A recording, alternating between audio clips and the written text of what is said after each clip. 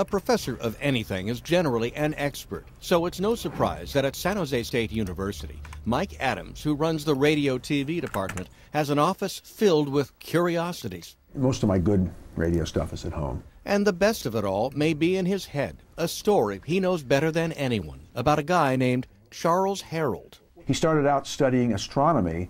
Imagine San Jose in the early 20th century, a young man fascinated by electricity who, after graduating from Stanford, taught the subject and gave demonstrations.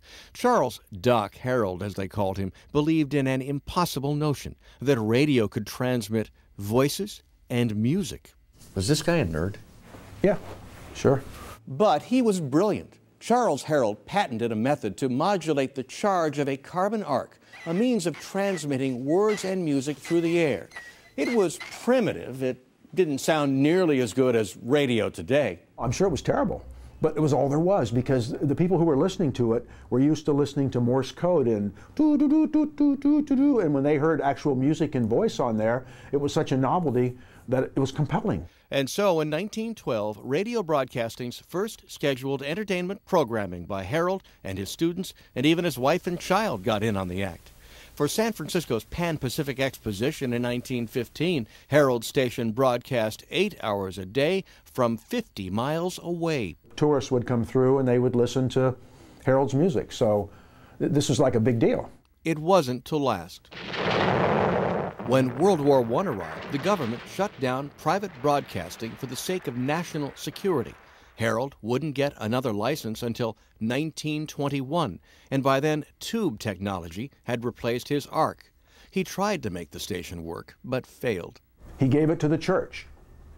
This was Herrold's thing. He finally said, I can't do this anymore, I'm tired, I'm not making any money, I'll be the engineer. And that might have been a happy ending, but a few years later, the church fired Charles Herrold. Then his wife left him. In obscurity, he watched network radio grow and prosper. The father of entertainment radio broadcasting wound up as? A janitor. Not even in a radio station? No. Nope, at the Oakland shipyards. Sweeping. Today, at the Knight Ridder Building in San Jose, a small memorial to the man broadcasting forgot. People rarely take a second glance. But now, a footnote, because you remember that second radio station, the one Charles Herrold owned and gave away, the one where they later fired him? Well, after his death, the church sold it. Then the new owners changed its call letters from KQW to KCBS. From San Jose, Wayne Freedman, ABC 7 News.